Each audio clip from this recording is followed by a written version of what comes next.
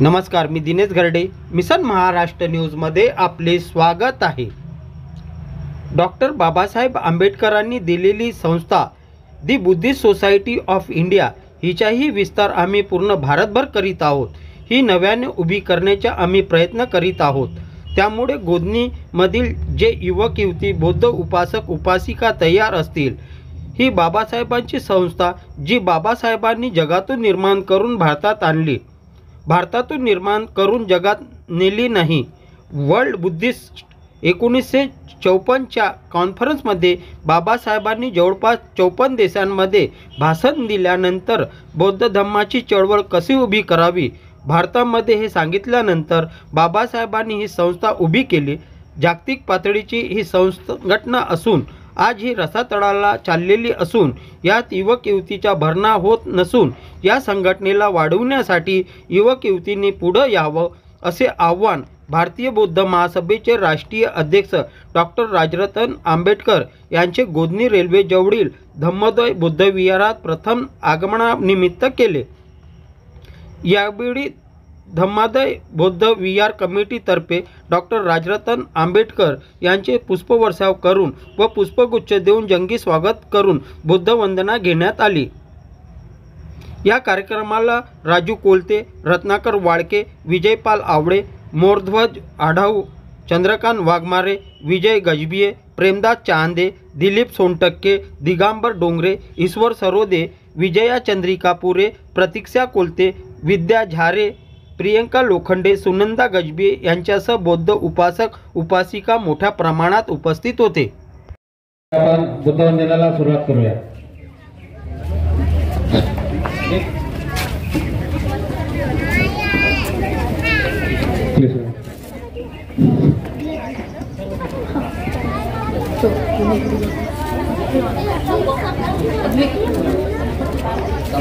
नमो तस्सा भगवतो अरहतो सम्मा संबुद्धस्सा। नमो तस्सा भगवतो अरहतो सम्मा संबुद्धस्सा। नमो तस्सा भगवतो अरहतो सम्मा संबुद्धस्सा। शरणं गच्छामि धम्मं शरणं गच्छामि संघं शरणं गच्छामि द्वितीयंपि बुद्धं शरणं गच्छामि द्वितीयंपि धम्मं शरणं गच्छामि द्वितीयंपि संघं शरणं गच्छामि तृतीयंपि बुद्धं शरणं गच्छामि तृतीयं शरणं गच्छामि। पाणातिपाता वेरमणि सिक्खापदं समादियामि। अभिन्नदाना वेरमणि सिक्खापदं समादियामि। कामेषु मिच्छाचारा वेरमणि सिक्खापदं समादियामि। मुसावादा वेरमणि सिक्खापदं समादियामि। सुरामेरयमज्जप्रमादठाना वेरमणि सिक्खापदं समादियामि। सर्वपापस्यकरणं कुशलस्य उपसम्पदा सचिदपर्योदपनम् एतं बुद्धानुशासनं। साधु साधु साधु। तसेच बौद्ध उपासकांना अशी विनंती करण्यात आहे की त्यांनी ताबडतोब येऊन स्वागत करायचं आहे।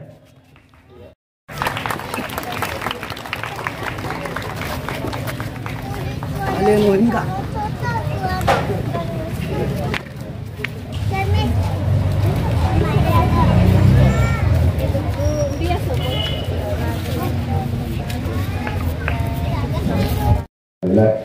आणि त्याचं आमंत्रण तुमच्यापर्यंत पोहोचलं असेलच, परंतु या कार्यक्रमाची माहिती देण्यासाठी मी आपल्या सगळ्यांपर्यंत आलेलो आहे.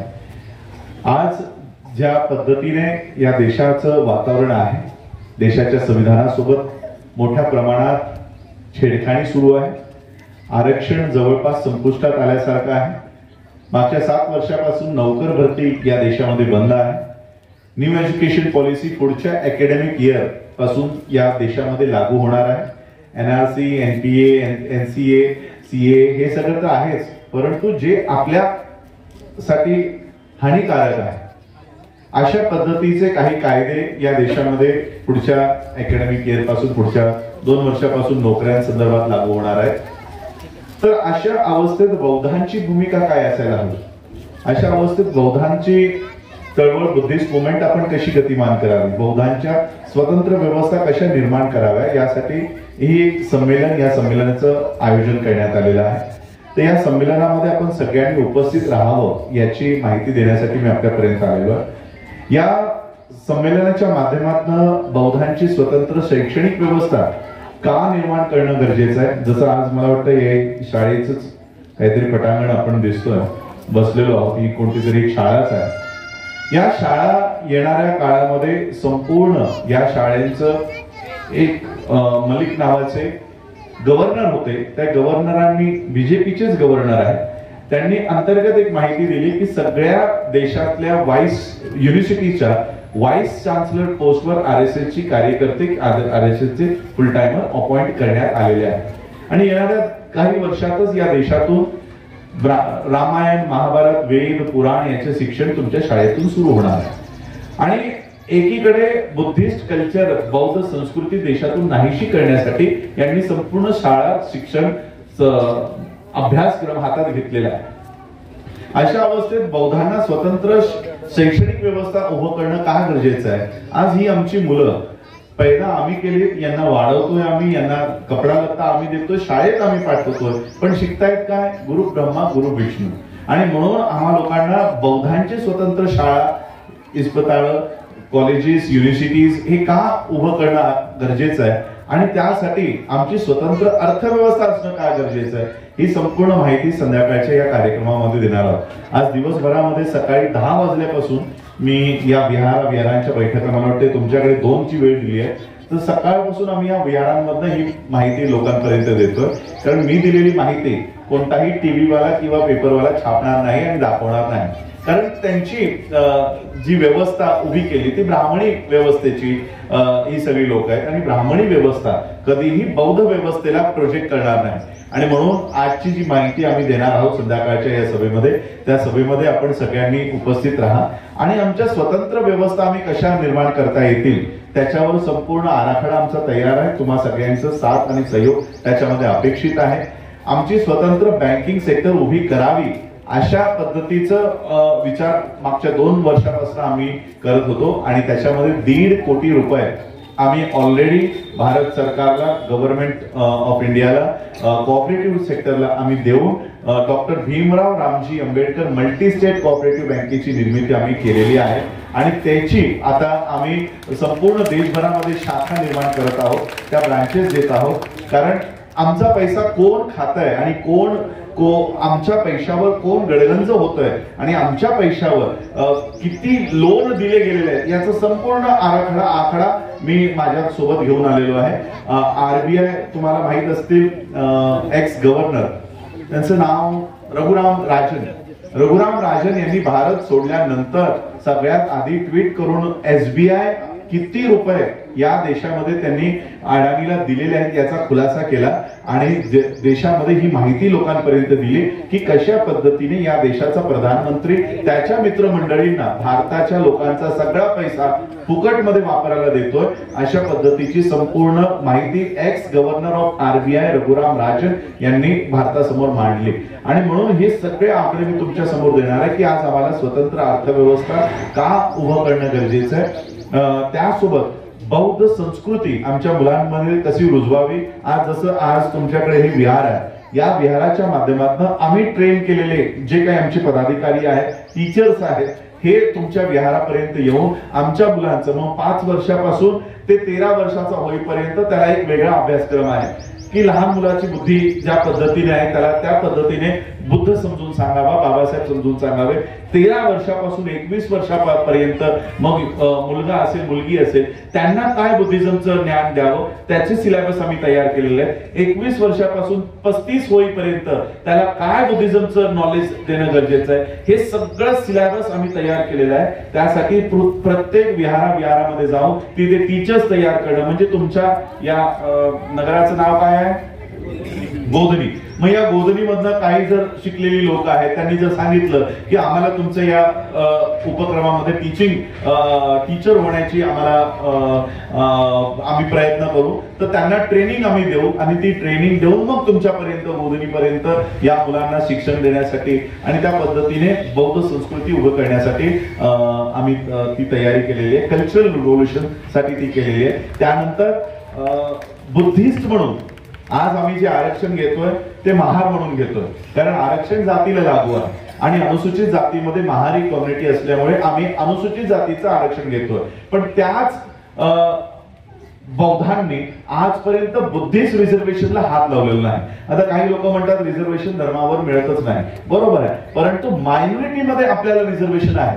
ज्या पद्धतीने मुसलमानांना मायनॉरिटीमध्ये रिझर्वेशन आहे, ख्रिश्चनांना मायनॉरिटीमध्ये रिझर्वेशन आहे, त्याच पद्धतीने बौद्धांनाही रिझर्वेशन आहे. ख्रिश्चन्स त्यांचा संपूर्ण बजेट, त्यांचे संपूर्ण अधिकार ख्रिश्चन मायनॉरिटीच्या माध्यमातून घेत आहे, मुस्लिम मायनॉरिटी घेते आहे. केवळ बुद्धिस्ट मायनॉरिटीचा सगळा फंड हा पुन्हा निघून जातोय, कारण बुद्धिस्ट मायनॉरिटीमध्ये आम्ही आजपर्यंत बौद्ध म्हणून लोकांपर्यंत गेलो नाही. आमच्या स्कॉलरशिप पीजी पर्यंत आम्हाला स्कॉलरशिप्स आहेत, परंतु एकही व्यक्ती भारतातली बुद्धिस्ट स्कॉलरशिप घेत नाही, बुद्धिस्ट मायनॉरिटीचा वापर करत नाही. आणि म्हणून ह्या बौद्ध मायनॉरिटीचा वापर कसा करावा, याचा फंडचा वापर कसा करावा हे सगळं आम्ही संध्याकाळच्या या सभेमध्ये सांगणार आहोत. आता 4:15 तर इथेच झालेले आहे, 4:30ची तिथे सभा आहे आणि 4:30 पासून ती सभा सुरू होणार आहे. भंते सुनीती आहेत, या सगळ्या तिकडे ऑलरेडी पोहोचलेल्या आहेत. त्यामुळे मी अधिकचा वेळ आपल्याकडे थांबू शकत नाही, परंतु आपल्या सगळ्यांना विनंती करेन की बाबासाहेब आंबेडकरांनी दिलेली ही संस्था Buddhist Society of India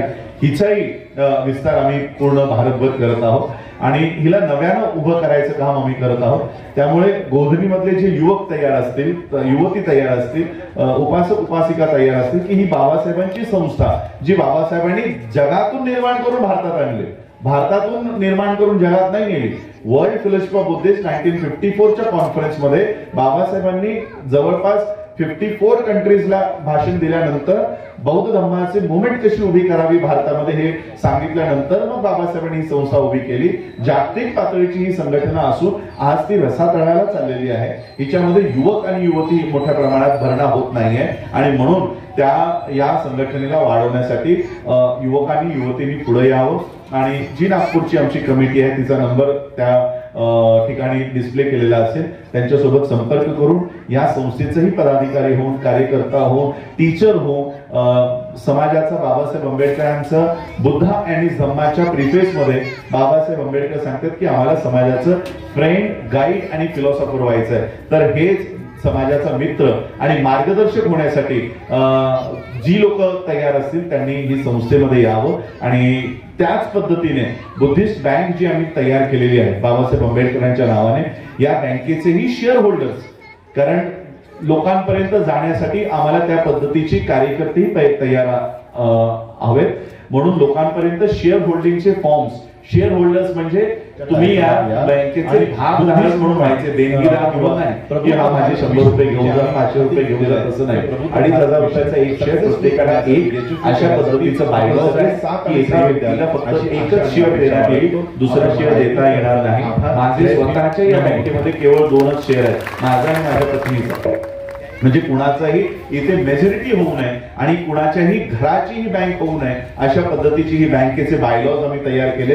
he bylaws तयार करून मी ही बँक समाजाला अर्पण केलेली आहे आणि म्हणून समाजातल्या लोकांनी पुढे यावं आणि याचे भागधारक होऊन ही स्वतःच्या हातामध्ये घ्यावी, मालकीची करावी आणि 5 वर्षाचं नियोजन घेऊन मी चाललेलो आहे. 5 वर्षात या कोऑपरेटिव्ह बँकेला नॅशनलाइज बँकेमध्ये रूपांतरित करून येणाऱ्या 5 वर्षामध्ये मल्टीनॅशनल्स मध्ये घेऊन जाण्याचं काम आम्ही करणार आहोत. ही कसं करणार आहे आणि किती कोट्यावधीचा रुपया आमचा नरेंद्र मोदी वापर करतोय, SBI वापर करते, RBI वापर करते, हे सगळं तुम्हाला त्या सभेमध्ये मी स्पष्ट करणार आहे. तर आज आपण या ठिकाणी मला बोलावलं त्याबद्दल मी आपल्या सगळ्यांचे आभार.